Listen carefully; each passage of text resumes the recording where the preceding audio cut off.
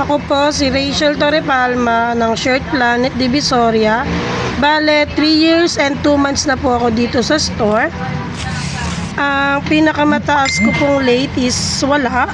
May undertime ako nung December 25 at wala din po ako unauthorized na absent. Ang highest sales ko po is noong November 2025 with transaction count of 184, total amount of 1 million pesos. Last month po, ang bulk order ko po is may total count na 19 with total amount of 513,211.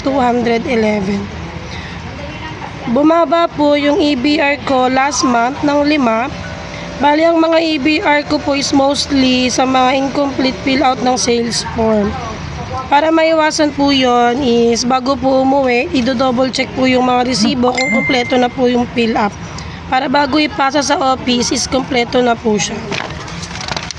Yung mga active IR, missing ball pen, so gagawin po siya ngayon.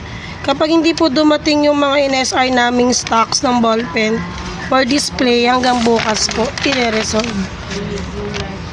Bali yung IR na planner with display, nakapag-upload na po ako kahapon para approval na lang po ito.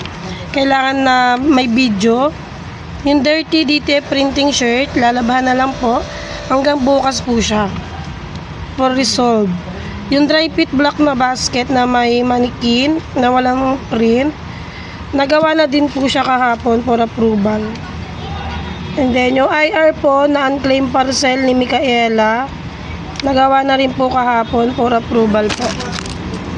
So bali po sa peer-to-peer naman po is may sa mga co-worker review naman po is may average na 3.35 at sa good po is 3. So siguro po ang kailangan ko pang i-improve yung pagiging flexible ko po para mas lalo po ako makatulong sa mga kasama ko.